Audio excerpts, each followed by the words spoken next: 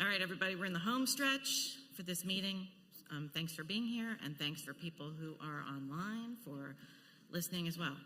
So a few weeks ago, while planning this, Catherine called me and said, you know, we really can't have a meeting on research without including some type of discussion about this little topic, artificial intelligence.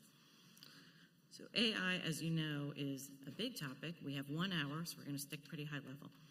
AI has been making its way into healthcare in a wide variety of settings, both research and clinical, including helping physicians read mammograms and other imaging tests, helping with scheduling for nursing and operating rooms, helping triage messages being sent through patient portals. So I'm really excited to bring you 3 New York City experts who came across the river for you, who have been working on research and patient care programs featuring AI. Dr. Adam Stracher is Chief Medical Officer and Associate Dean for Clinical Affairs at Weill Cornell Medicine. Dr. Lily Chan is a nephrologist and Associate Professor at Mount Sinai, and Divya Pathak is a Vice President and Chief Data and Artificial Intelligence Officer at NYC Health and Hospitals. So we will have each of them speak with you for about a couple of programs that they're each working on to help with patient access, identifying patients in need of higher levels of monitoring or intervention, and also looking through electronic health records for information regarding social determinants for drivers of health. We'll have each of them speak for about 10 minutes, and then we'll get into our questions. Adam, we'll start with you.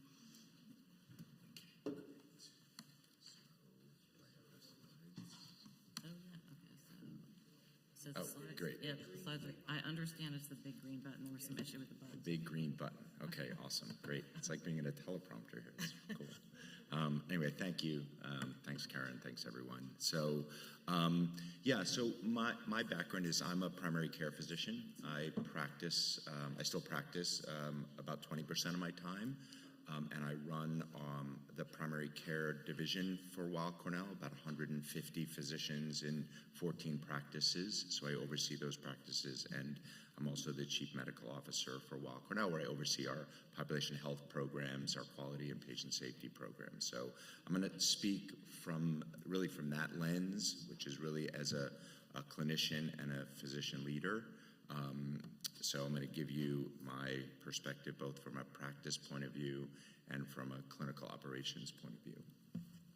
So some of the big things that obviously plague healthcare and that we hope AI can help us with, and these are obviously big topics, but burnout, the cost and value of healthcare, and the quality of healthcare. I think you heard I got to sit in on the talk earlier, and obviously I think as journalists you all know that we spend a lot of money on healthcare in the United States compared to other countries, and we don't always get the best quality and therefore cost/value.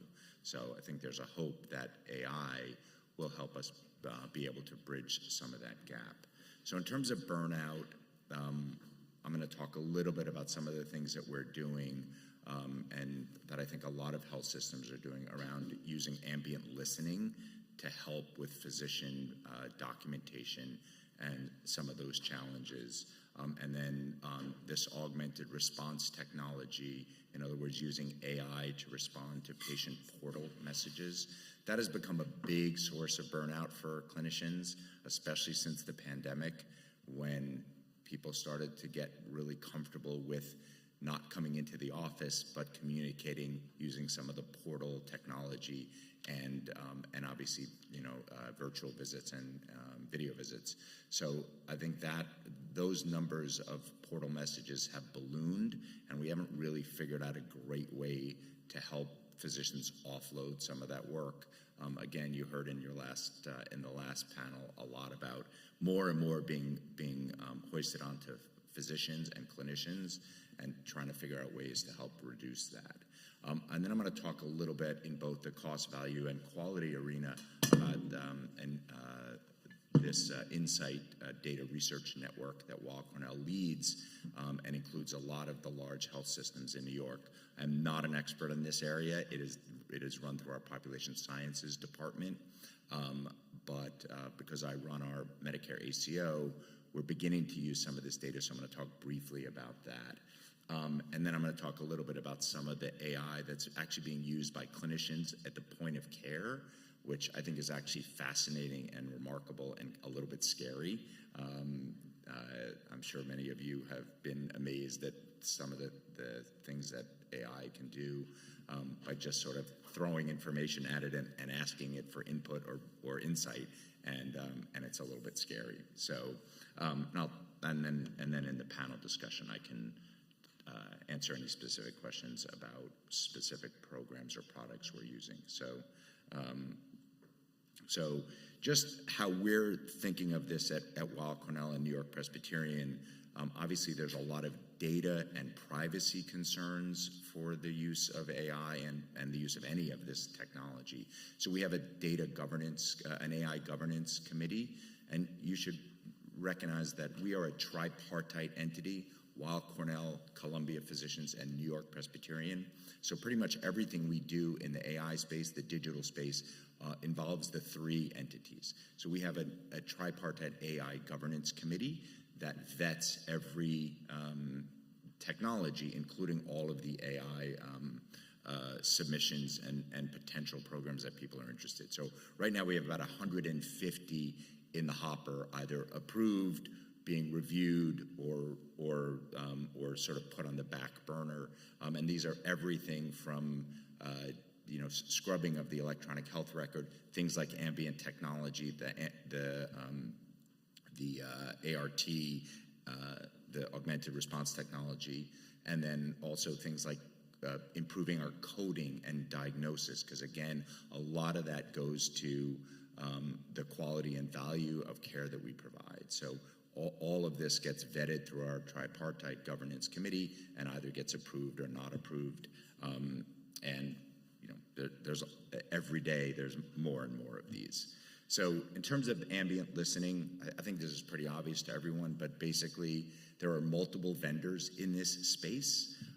We happen to use a vendor that's integrated with our electronic health record, and you literally have the program on your phone, you put it down on the desktop, and then you do your interview and exam and assessment and plan with the patient, and the ambient technology listens and writes your note for you. Obviously there's some data and privacy issues. We get consent from the patient before we do it. Most patients are happy to do it. I think the idea is that it improves the interaction between physician and patient, provider and patient, and so that's kind of what the main use of it is. As I said, there are multiple vendors in this space, and right now it writes notes, but the idea is it'll do things like placing orders as you talk through your exam with your plan with the patient. It'll write your notes, and then it'll also tee up orders. Obviously, you need to check. The concern with AI is you got to make sure that it's actually accurate. So there's still review and editing by the physician. Obviously, placing orders, you need to look at those orders first before the physician signs them.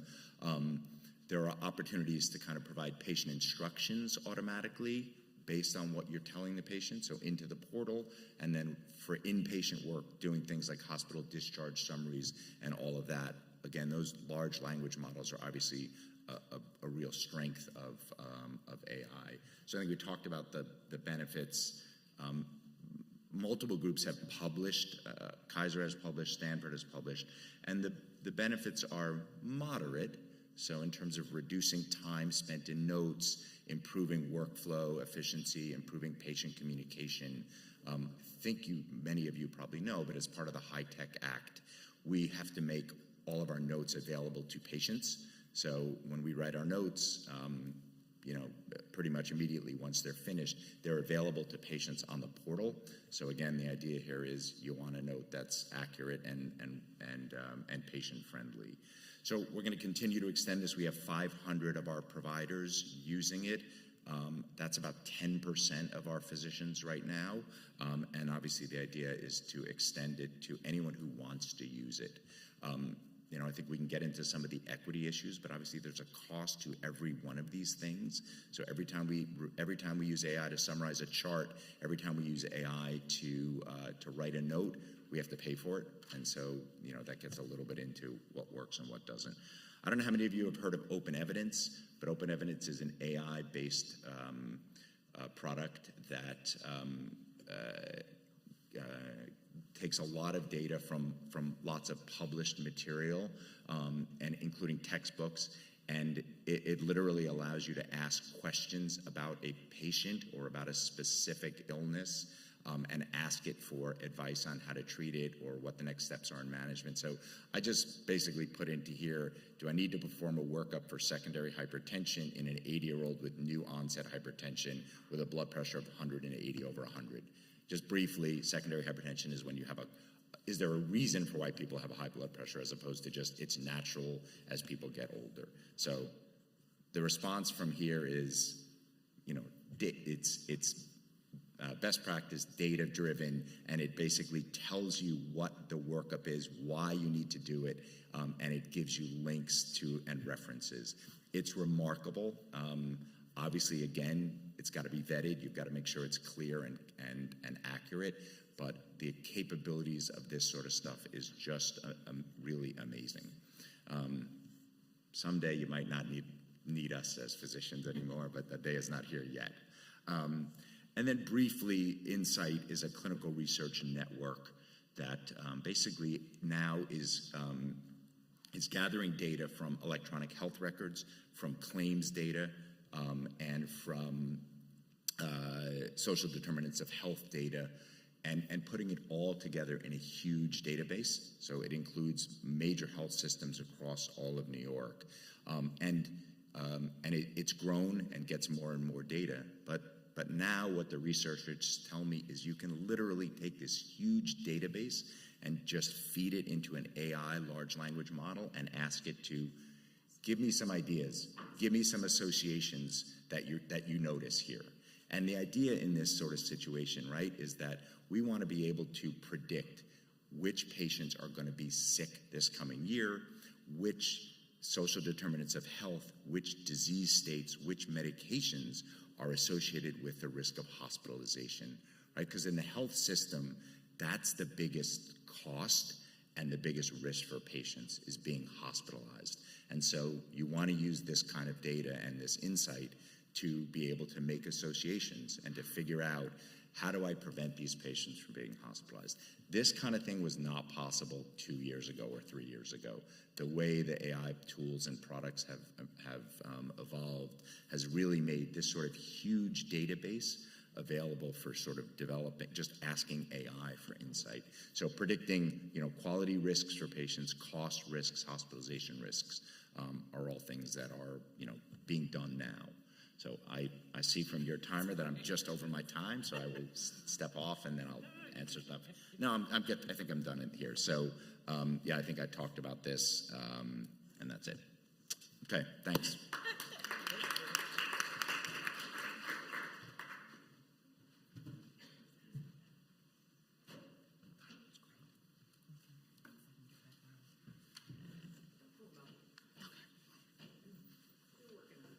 All right, so in the meantime, I'll at least introduce myself. I am a native New Yorker, so I walk and talk at the pace of a New Yorker, so please let me know if I'm going too fast.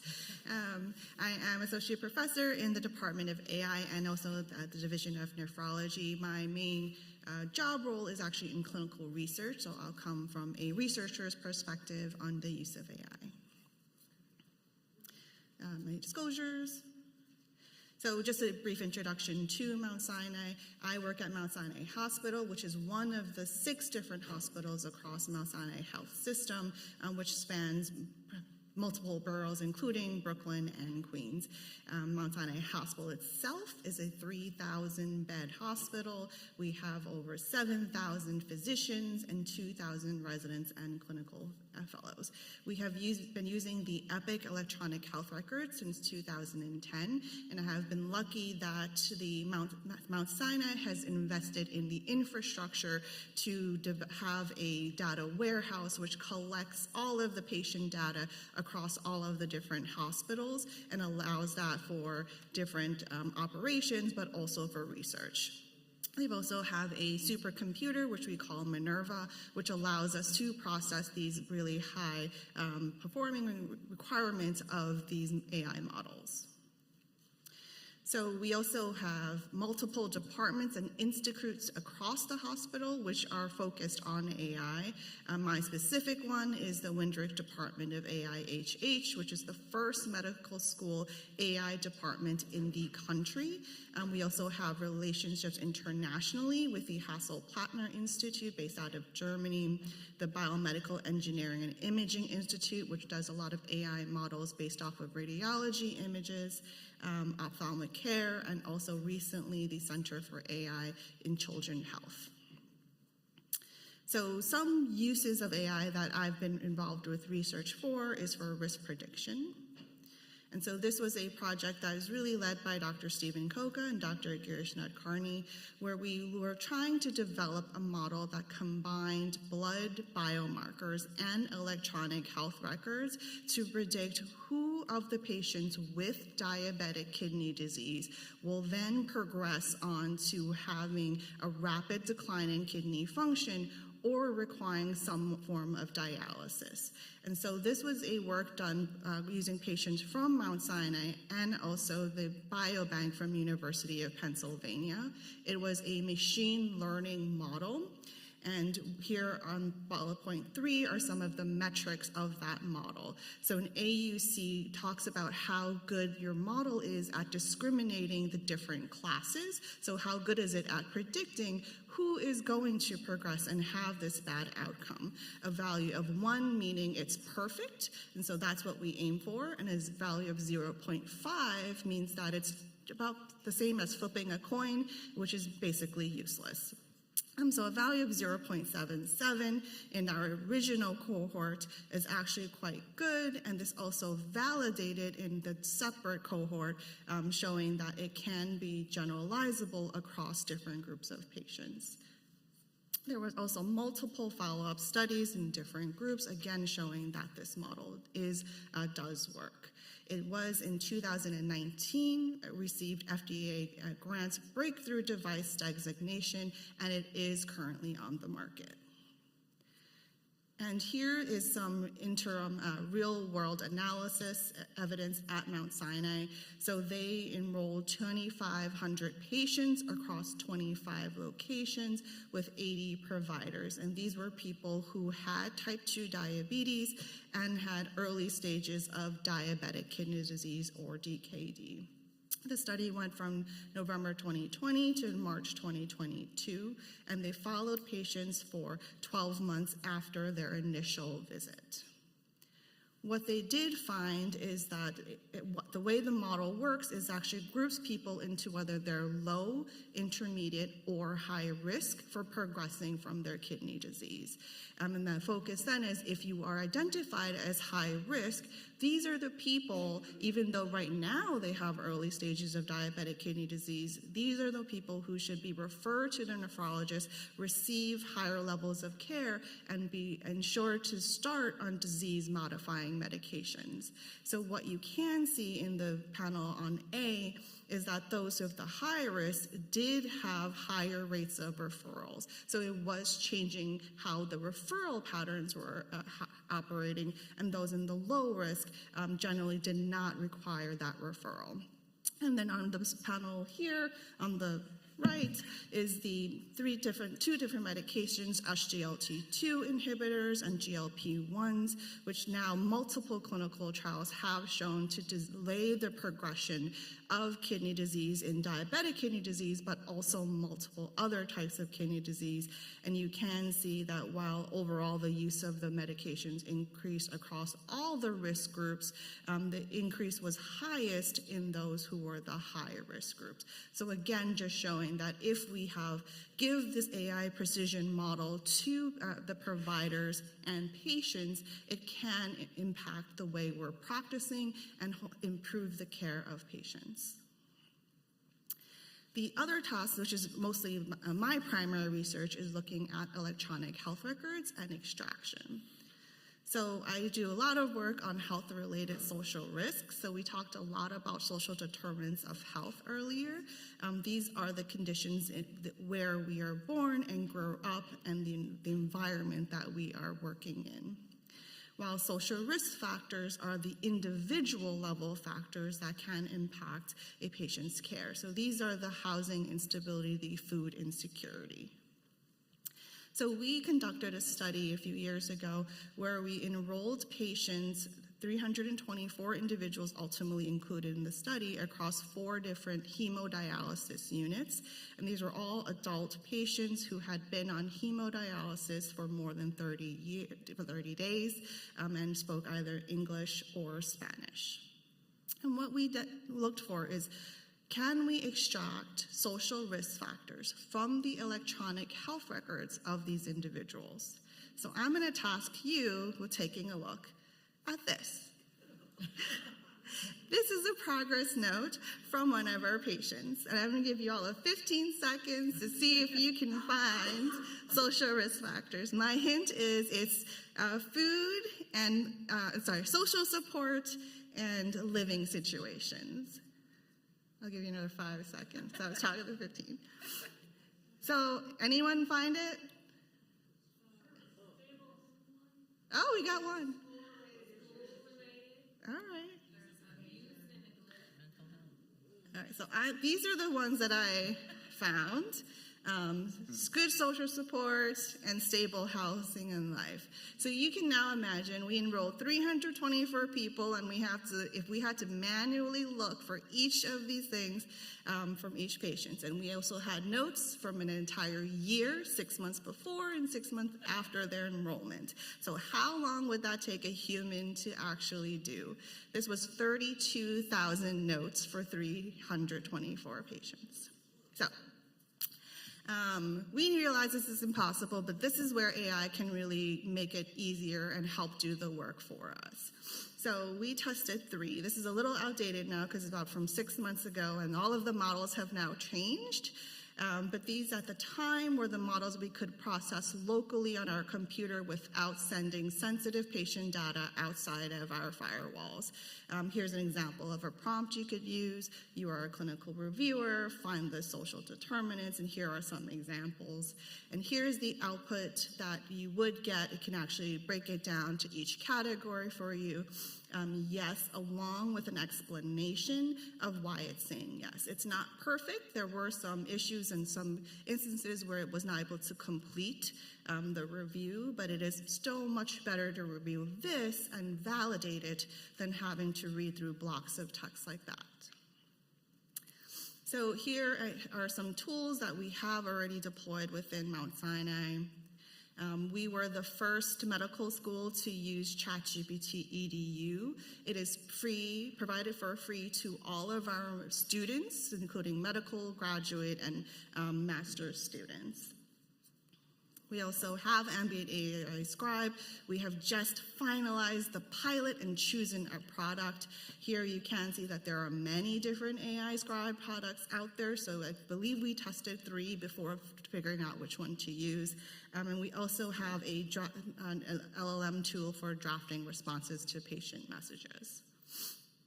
And then there are multiple radiology vendors at AI that are helping to read through the imaging and also identify those that have abnormalities and flag them, and then send that to the radiologist, like, you need to look at this sooner than this one that doesn't have the abnormalities, and it improves flow. So I believe that was my last slide, and I will pass it off. Thank you.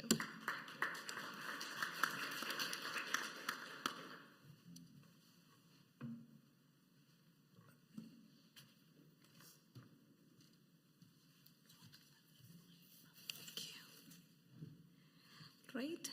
Good morning, everyone. I don't have slides today, but I'm going to speak about New York City Health and Hospitals as a system, our priorities when it comes to implementing AI. I'm going to focus on prevention, access, delivery, but also revenue. I'm adding a fourth one as well. So New York City Health and Hospitals, as you all know, it is the largest public healthcare delivery system in this country. We take care of over 1.4 million New Yorkers annually, and cumulatively we support over 8 million patient lives. So that's the scale and volume of the patients we support across New York City. We are a system of 11 hospitals, and we have over 35 plus ambulatory clinics in all of the 5 boroughs in New York City. So when you talk about the patients we serve, we take care of patients irrespective of their social, legal, and economic background. And over 85%, and the number only increases, maybe it'll reduce with all the changes with the federal laws. We take over 80% Medicare and Medicaid population. So the socioeconomic background of the patients we serve is very diverse, and that's great for AI, given the diversity with the patient population. So in terms of key areas, if you look at all of our communities where these hospitals are located, one of the prime focus is to actually expand our services to support the New Yorkers based on the community needs. And one of the key AI initiatives that currently we are implementing is to understand our communities better. How do we understand the catchment area, the zip codes, what are the patients, and with all the population changes, we're trying to answer questions related to what is the changing demographics of the communities the hospital serves? What is the prevalence of the diseases and conditions that requires support? What is the payer mix, given that our Medicaid population is going to go through severe changes? What is the payer mix looking like?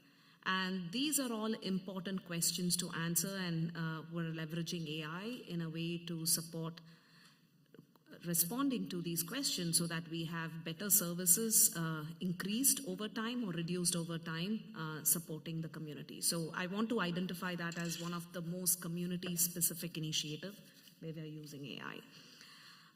The second one is we spoke about, thanks to both the leaders, we spoke about social determinants of health.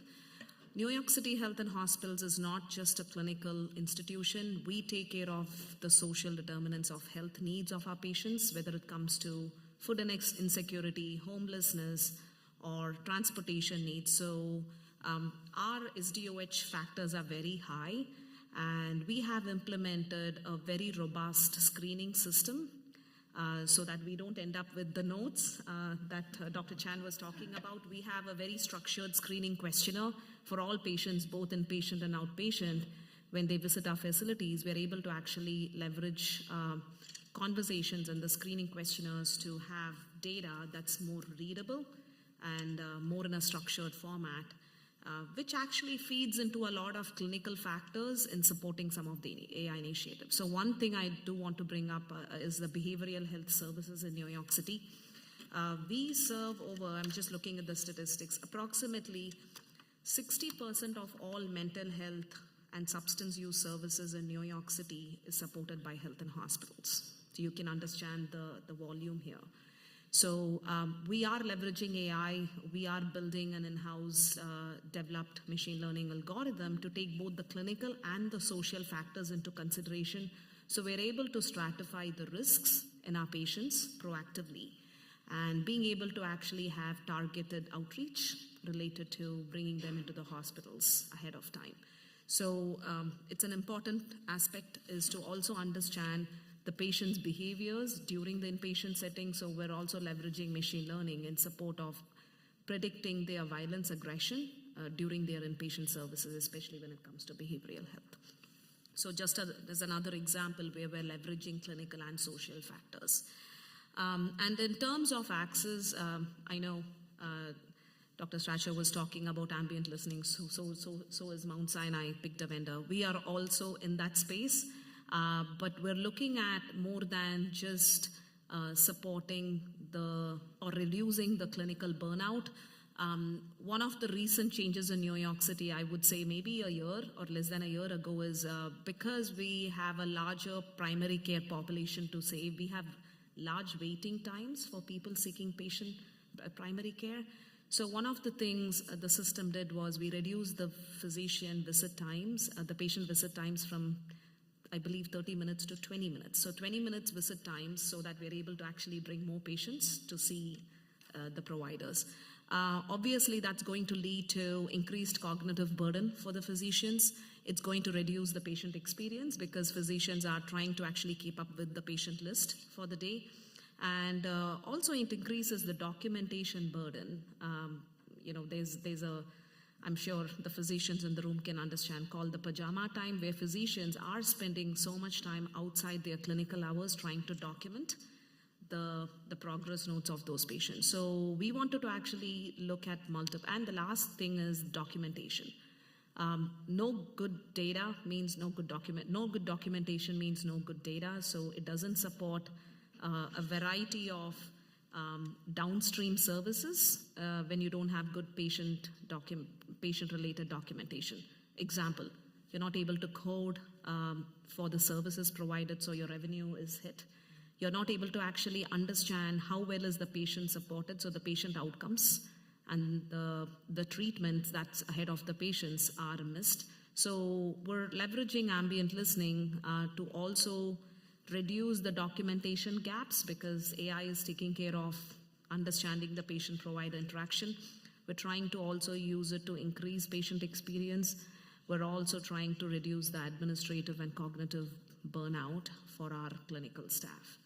So like every other system, we have just finalized our vendor, and our initial phase is to actually support our primary care doctors who need care the most.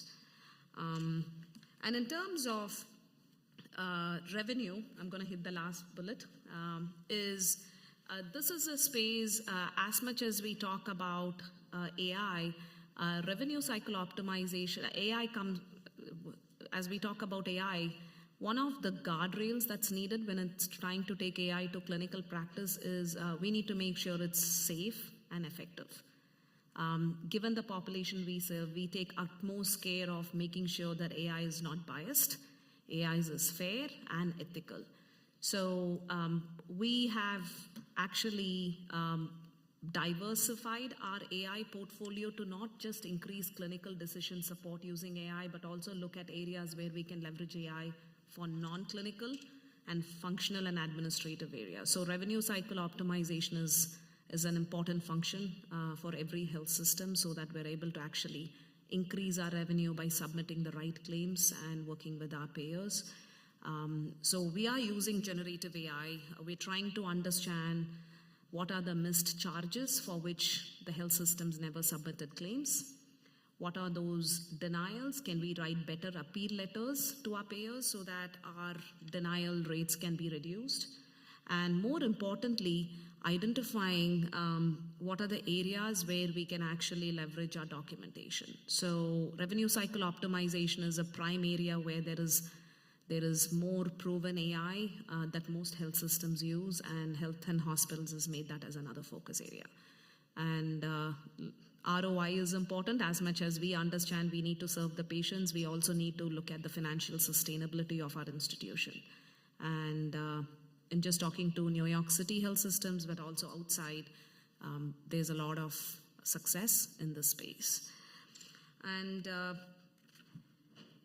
looking at it. So last but not the least is quality and performance improvements is another area. Which is key because quality drives not just patient outcomes, but also improves the performance and workflows that's needed within clinical systems.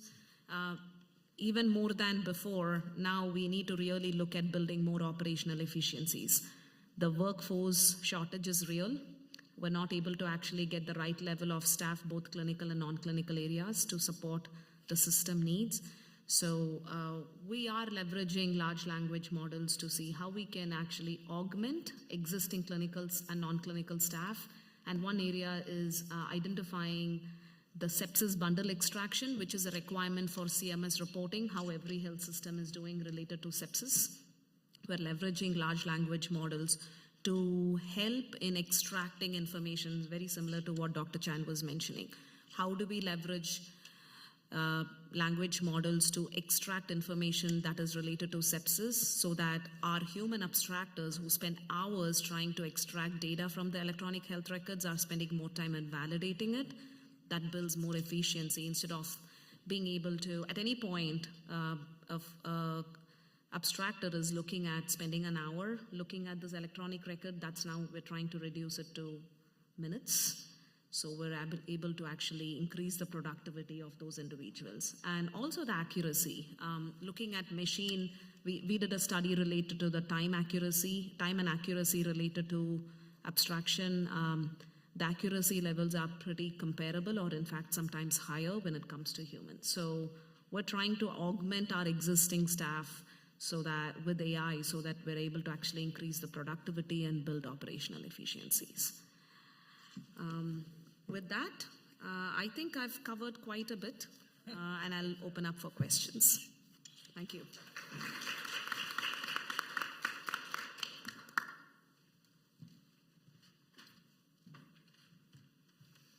Okay, so at this point of the conference, we all know the deal. You can submit your questions through the QR code to, and Andrea, our helpful assistant, will be reading your questions.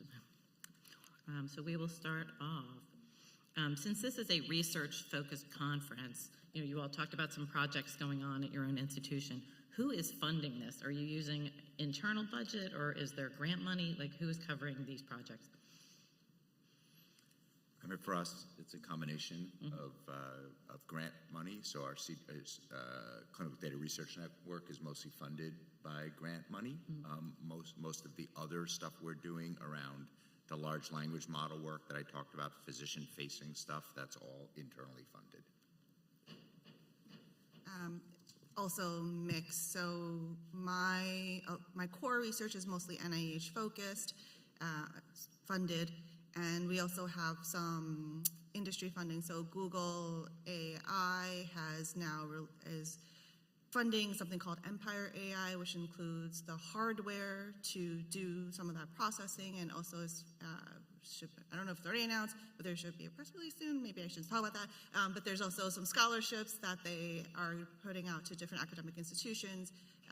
That is also happening very soon. And there's another focus on the medical education aspect of AI, and that has been highlighted by multiple medical licensing organizations like the AAMC and the AMA, and AMA has also funded something called Change Med, which is funding AI projects, and which should also be announced in another couple months.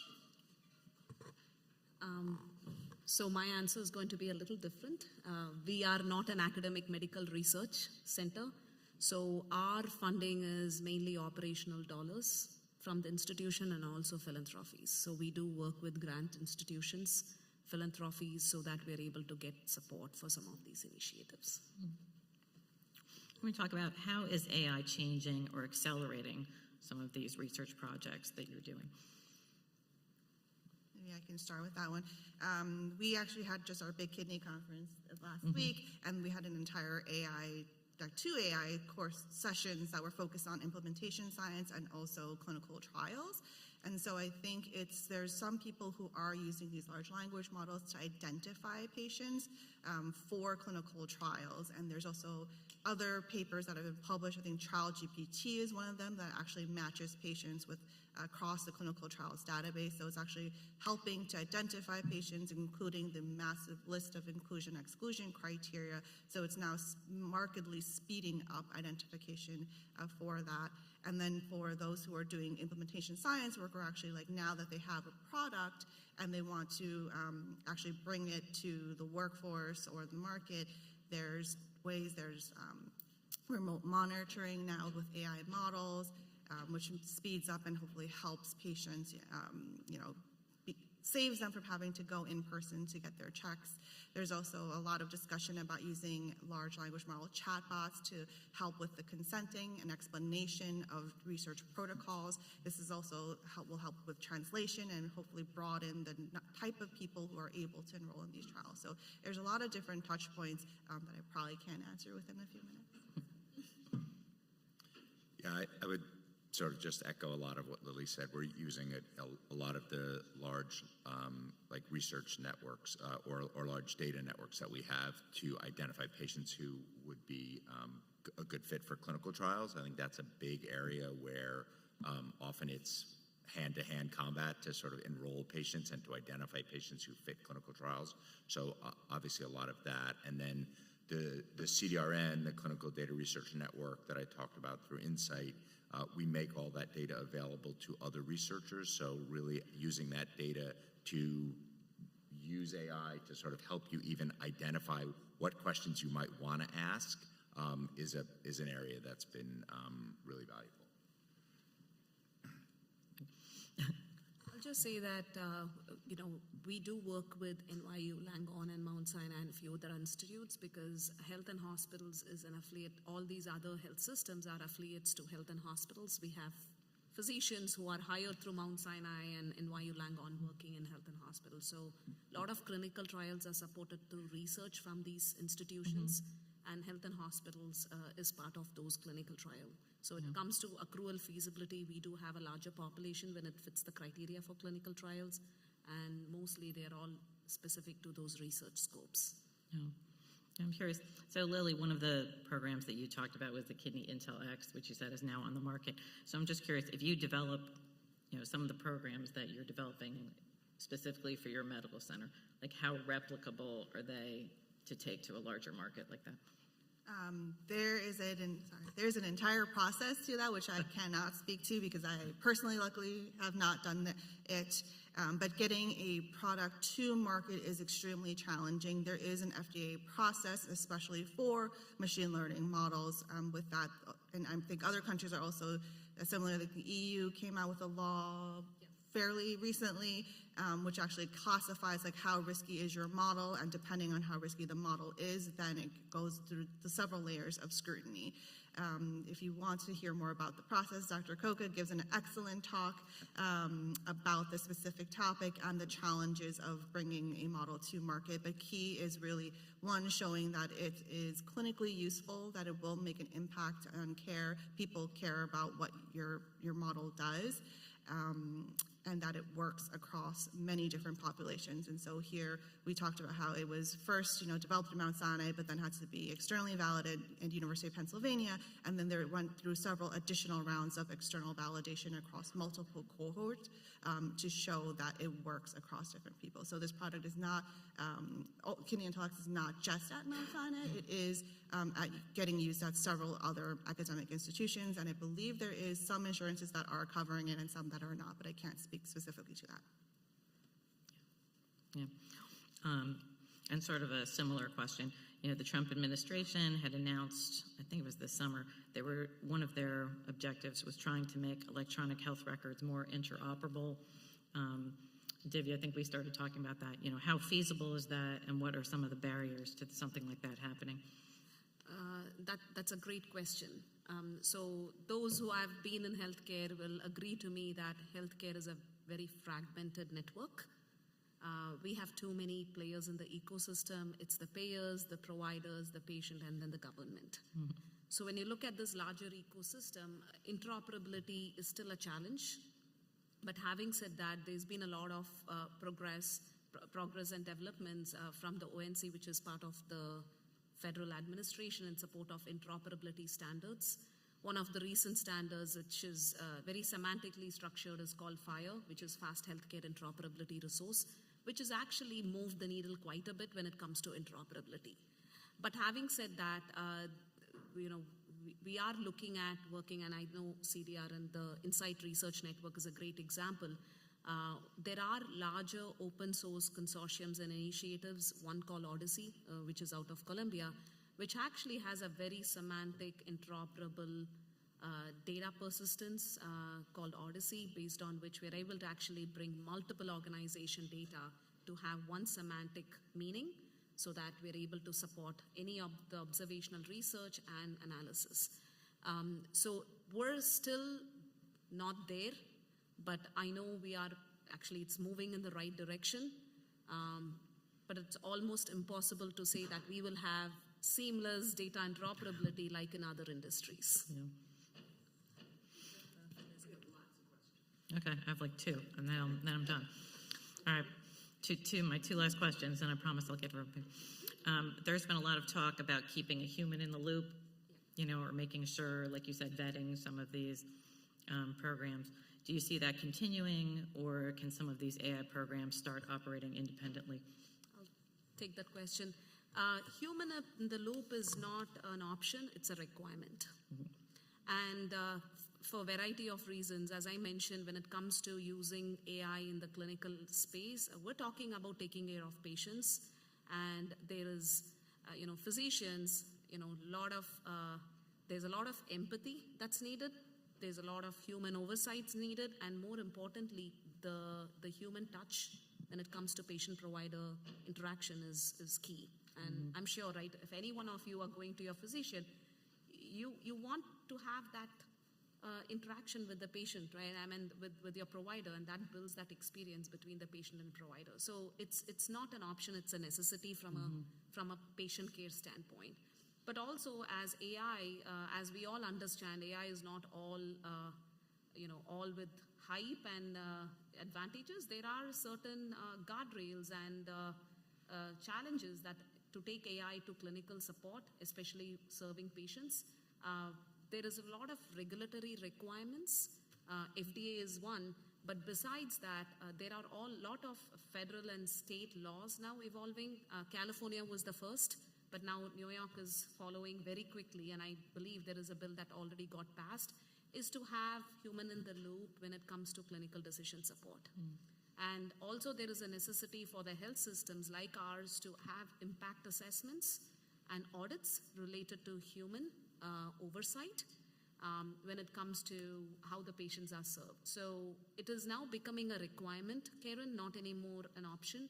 And more importantly, there's a famous quote in Lancet Journal. I don't remember this, the name of the radiologist. There was a paper that talked about AI is not going to replace the workforce. It's actually going to replace the workforce who don't use AI.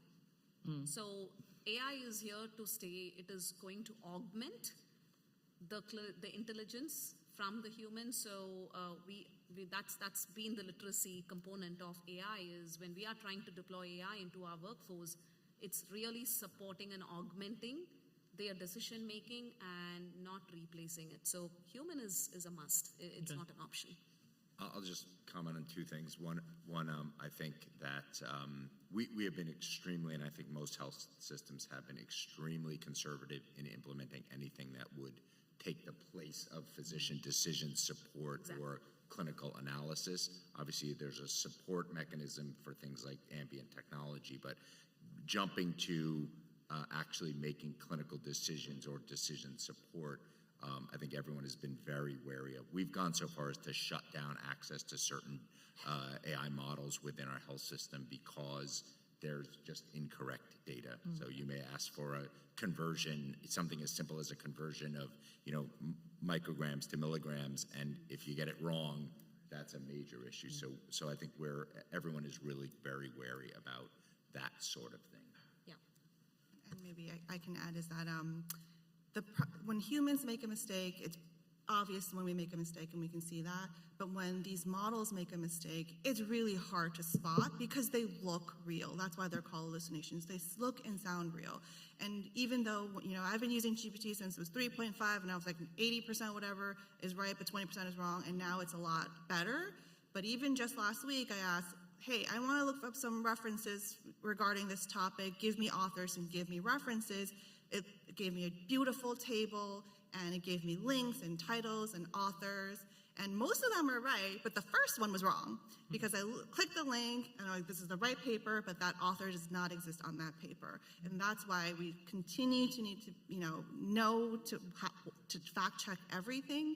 And it's also one of our general missions is like, how do we teach our physicians, our medical students, our graduate students to also have that same level of oversight into these models and not to trust them blindly. There's a ton of research now on how use of AI is impacting, less experienced trainees and actually leading them potentially to wrong diagnosis or wrong, classification of diseases. And de-skilling of the workforce is also a huge concern for us. So. But two interesting data points are that if you ask patients if they would rather, and studies have been done, if they would rather speak with an AI mental health specialist or a human mental health specialist, they choose the AI mental health specialist. And if you look at patients' responses to these augmented response technologies, responding to a portal message, patients prefer the AI written portal messages more than they prefer the physician or clinician reported ones, written ones. So there is something also there, though, that like there is an enhancement of empathy that you often get. So. All right, that sounds like another hour's worth of discussion, but 100%. all right, Andrea. Yeah. We have a question from Usha Lee McFarling at Night Science Journalism at MIT. Is there any evidence AI note summaries are helping with physician burnout? And how do you combat the racial algorithmic biases we all have heard so much about? I'll speak to one of the efforts where, as you all know, EPIC is the electronic medical record system, which is also a company that's actually investing so much in AI and building features within the electronic medical record system so that the clinical system is intelligent. One such feature is actually in creating a discharge summary for the patient, especially in an outpatient setting. We're in the process. I wouldn't say we look at peer adoption across health systems across the country. Everyone is evaluating the effectiveness and use of these summaries generated by EPIC for the patients. I'm yet to see any publications that's related to effective use of it on a day-to-day basis. So I would say maybe my answer would look different for a year from now because things are evolving as we speak. But I can only speak that most of the health systems are leveraging it so that they're able to evaluate and make sure that it's accurate, it's not hallucinating, and it's also actually accurately representing the summary when it comes to patients. There is some published data, and we've seen it internally as well, on reducing pajama time, that time that we talk about with physicians working after hours, reducing time in notes, and as I said, reducing pajama time. Not yet data that I'm aware of that it actually has reduced like turnover or burnout, but there is data that it does shorten time in notes, shorten time in Epic, shortening time at working at night, etc. So. Next question is from Priyanka with WBUR in Boston. They're wondering about the value of using AI to optimize coding and reimbursement. Insurers are now doing the opposite, using AI to identify upcoding and deny claims. Is this a good use of resources for payers and providers, or just adding to waste in the healthcare system? Yeah, I'm going to take that question, given that we're actually working on that specific project related to coding. I see it this way. When we talk about looking at those clinical documentation, we're talking about at any point in time, the average number of clinical notes that any of the revenue cycle analyst is looking at is actually in terms of sometimes multiples of 10, if not hundreds, right? There are outlier patients with so much information. One of the things we're trying to do is actually to leverage AI, so we're able to create a library of codes for the human to look at, so they're able to actually look at what are those right codes, is there enough evidence that there was a service provided, and how do we really translate that into professional billing codes. So it's really a very laborious, human-intensive effort that could be actually, we can help in making sure they already have a library of codes to look at and then filter down to what are the most services required. Oftentimes I call it's a battle of the bots between the providers and the payers when it comes to coding reimbursements, because we as health system, we're trying to actually increase our reimbursement, reduce our denials. If you look at on the other side, payers are also using AI to increase the denials and reduce the reimbursement. So we're actually looking at, even if we are trying to, if you are trying to upcode by adding more charges, there's absolutely some AI out there actually looking at it and denying it because there's not enough evidence. So evidence is key, and that's one of the reasons we're actually even using AI to generate an appeal letter based on the evidence if there is a denial. So I see this as a positive.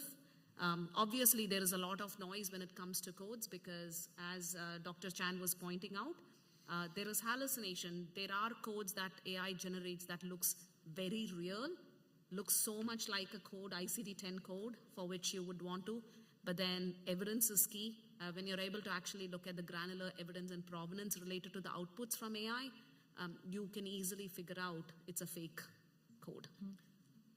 Yeah, I think they get to the crux of the question of the person's question. It is an unfortunate side effect of the way we pay for healthcare in this country. So there, yeah, it is the fighting of the bots, AI on the payer side, and we've seen exactly that. Payers are using AI to down code or to identify physicians who they think are upcoding, and we're doing the opposite. So I don't know that it's a good use of AI, but it is a use. Our next question is from Joyce from MedPage Today. Joyce asks, Dr. Chan mentioned that AI was being used to recommend which order certain scans should be looked at. Are there any liability concerns with that? And if so, how are they being addressed?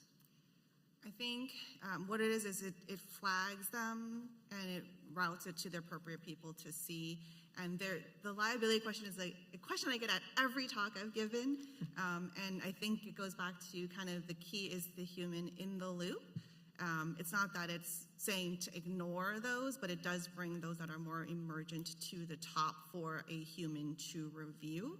And ultimately, even with our prediction models and every product that we're doing, we still have to, even with our notes that are drafted by AI scribes, all of our responses to messages, we are still reviewing and giving our signature and a seal of approval for this. So ultimately, this is just another tool that is in our repertoire of tools to be used. So at the end of the day, we still hold the responsibility. As of right now, I'm sure you've also seen the lawsuits that have been out there for people against the use of certain AI products and chatbots. So it might be prone to change in the future, but right now, because we are still reviewing and validating and saying that we have reviewed and we agree with it, that it ultimately still falls on us. All right, and our last question is from Michelle Merrill, an independent journalist.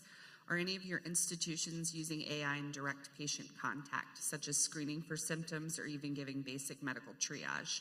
In some cases, these bots sound and act like humans. Do you or would you identify them as bots so patients know that they're not talking to a human? I'm going to take this question. Actually, one of the projects I did not mention is how we're actually exploring to use AI agents for financial counseling for our patients. As I pointed out, we are serving the population of New York City, and most of them are Medicaid patients. With all the changes at the federal administration, there is a requirement for us to re-enroll these patients for Medicaid based on the work restrictions. That's part of the law. And if you talk about the number of patients we want to re-enroll, it's in the hundreds. It's actually more than 500,000 patients in New York City. So because of that need, we're not going to proportionally increase the number of financial counselors. This is a workforce increase, which leads to increased costs for the system. So these are prime areas where we think we do want to leverage AI agents, given all the maturity when it comes to agentic AI workflows. And in doing that, we're right now prototyping to see how we can use an AI agent who is able to have a conversation with the patient in the language of choice, because most of these AI agents are multilingual. And in our facility, you can imagine New York City, we're supporting, I'm over 35 languages officially supported within our system. So we do talk, we have patients whose native language is not English. So we are trying to leverage AI agents to have the conversation with patients, go through a screening questionnaire to see if they are eligible for Medicaid or not, and to have them triage to the right financial counselor in case of questions that the AI agent is not able to handle. So we're making very clear disclaimers, because voice of the patients, it's very, very important for the patient to know who they are talking to. So at the start of whether it's an inbound or an outbound call, we are making it very clear that we have disclaimers related to use of AI. And we're only using it as a level 1 service. We're not using it as the service. At times, and we have thresholds to a point where we have to really triage the call to the financial counselor. So there's always a human in the back, but we're only using it as a level 1 service. And there are clear disclaimers, not just for patients. Anytime we use AI, every health system with their governance in place have disclaimers related to use of AI, whether it's for the clinical staff, whether it's for the workforce, or whether it's for our patients. Yeah, we're not using it for any clinical triage or clinical decision support. I know Harvard's primary care group just published on, or just announced a use of an AI chatbot to sort of help identify symptoms and triage patients. But yes, we would absolutely require that we would identify. So in our clinical notes, we require that physicians have a phrase in their note that says that it was AI generated or assisted with AI, and when we have the augmented response technology responses to patient portal messages, we require that it says it was enhanced or edited by AI. So, but we're not using it for any sort of clinical decision support or triage. Can I just add, because we spoke about ambient listening quite a bit, even when we want to record the conversation with the patient, we always have a verbal question from the physician in the room. I'm going to use my mobile device to record our interaction so that I'm spending more time with you. So that's always a question that's been asked. It's an opt-in model. If patients choose, don't feel comfortable, they don't want to use AI, we take that as a consent, right? And we don't use AI. So I think every workforce within the health systems are very clear about it. Yeah. So we have one that is an AI agent for patients who are undergoing a cardiac catheterization, which is a procedure to open up, a planned procedure to open up a potentially blocked artery in the heart. And it calls them, reminds them of their appointments, and also talks to them about the pre-procedure things that they should be doing. And I believe there is a disclosure that this is obviously an AI agent, and that if there are further questions, that they would then be routed to a nurse who would then take over the conversation. Myself, again, is focused on health-related social needs. We've been working on a chatbot to help screen and address social needs for patients. And in our pilot testing, where we kind of just showed the product to about, I want to say, 11 or 15 patients, about 70 or 80% of people loved it. They said this was much easier than filling out on paper. They could tell that it was well kept up. But then there was also some who was like, I would absolutely not want to use this because I'm very worried about the privacy, and once you put it in, it's available to everybody to use. So there's a lot that we want to disclose, and there's going to be people who want to use it and who don't want to use it. So I'll stop there. All right. Thank you very much.